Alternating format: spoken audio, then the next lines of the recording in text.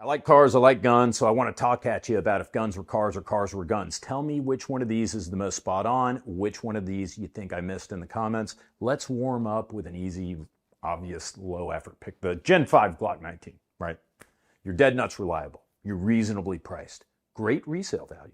Tons of accessories available. No one's going to say that you're the best gun or car, whatever, ever made. And many might say that you aren't even the best in your class. But any reasonable person can't deny that you've got a time-proven, well-earned reputation for being dependable, getting the job done. You're not all that exciting.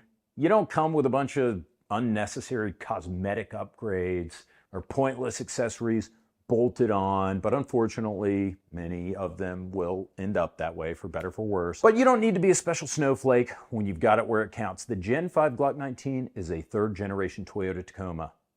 But if Jeep Wrangler owners festoon them with tasteless, unnecessary bullshit. The Ford F-150 Raptor, why? Why'd you do it? Why'd you take a working man's tool and make it into a flashy Appalachian Lamborghini? Yeah, it's a nice truck, but it's not true to its roots as a down and dirty workhorse that your grandpa used to run around the ranch.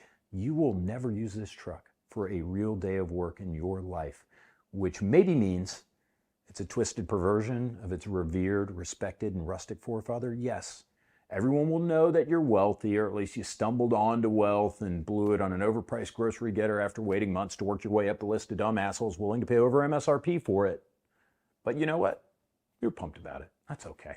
It does give you pretty solid performance, right? That's why you love driving to the range, listening to some Jason Aldean to shoot your Staccato XC every weekend until your wife's boyfriend lets you know it's okay to come back to the house. He drives a 1979 F-150 Super Cab with a cocked and locked Series 70 Gold Cup, 1911 tucked in his Wranglers, by the way. Joking, but seriously, I bet the Staccato Raptor ownership overlap is tremendous. Don't be shy out there, guys. If you own a Raptor, tell me in the comments if you also have a Staccato or you want one. You're a Gen X dad, and you're damn good at it too. Your lawn, crispier than your spouse's nightly Sauvignon Blanc. The only portfolio that's outperformed your 401k is your Tommy Bahama button-down collection. You've never cheated on a test, your taxes, or your wife. You're doing all right financially, but you don't need a Porsche or a Langdon Tactical HK. You want something sensibly American. After all, college tuition for Billy Jr., Brooklyn, and Anakin are going to be expensive, and you're saving up for that Disney cruise next year, remember that? You might get something more exciting like a Camaro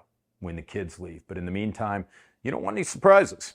You just want something dependable, inexpensive, easy to use. That's why you keep a first-generation Smith & Wesson M&P full-size next to the lint roller in your 2008 Ford Taurus. Monthly through the pajama pants pee-hole sex tonight? Maybe, after you put up your Ryobi cordless drill set first. But do you remember the M&P's dad? The Smith & Wesson 4043 Tough Pistol. Double action only, 40 S&W, a man's gun. You got one for $249 15 years ago when cops traded in their real handguns for plastic toy 9mm mouse guns. Things have changed since you were in the force in the 80s. Now good old-fashioned police work, like racial profiling and planting evidence, all of a sudden passe. So lame. The only Miranda you know is that redhead from that show about those idiot hussies in New York City you accidentally watched one time because you thought it was HBO late-night soft porn. You contemplate what happened to the world while you slide into the bucket seat of that Crown Vic police interceptor you bought at a government auction on your way to yell at the kids skateboarding in the parking lot behind the Winn-Dixie. High Point C9? Oh, easy. 2009 Nissan Altima with 176,000 miles, no license plate, no headliner, the end. For some fucking reason, you bought a Lincoln Blackwood pickup truck, even though it's more expensive and less popular than its competition, without doing anything at all better. The Lincoln Blackwood is an F-150 Super Crew, but it costs 40% more. So why would you buy a truck that's way more money than everything else while doing nothing better than anything else? I don't know. Ask FN 509 owners. Taurus judge, guys. I am jealous. I envy you. You load up your budget revolver with 410 birdshot because you just point in the general direction of your assailant, pull the trigger, problem solved. Or at least that's what you firmly believe. I wish I was as carefree as you. And I don't mean carefree as like I've got a massive wart on my forehead, but I've learned to live with it carefree, or I drive a Miata because I don't care that people know I'm gay carefree. No, I mean I want to drive a third-generation Ram 1500 pickup with hazed overhead lights, sun-bleached Calvin taking a piss on a Ford logo sticker, and the fattest set of truck nuts you've ever seen.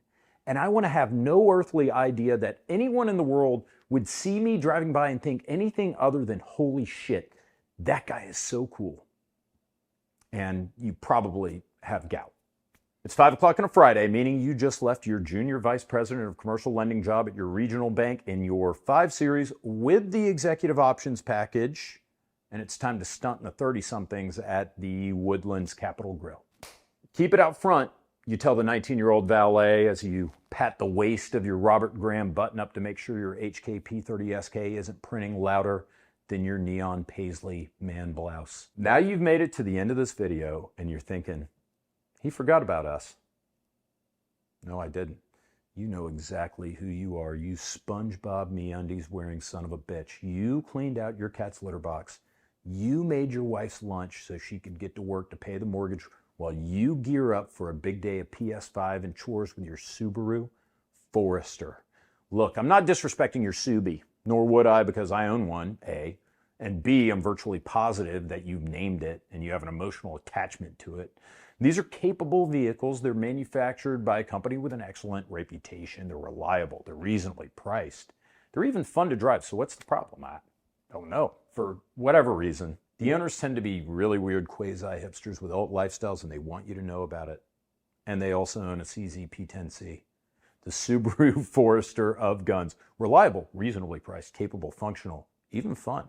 But if you own one and you don't have Buddy Holly glasses or a snidely whiplash mustache, at least a set of male nipple rings, then the CZ community will cast you out like a Radiohead version of Lord of the Flies. And that's okay, because us 70 Series Land Cruiser owners will welcome you with our Gen 3 10mm Glocks. All right, I told you it was going to be 10 guns, but that was really like 12 or 13 gun car combos if you're keeping count. Stay tuned. Next video, it's going to be long guns.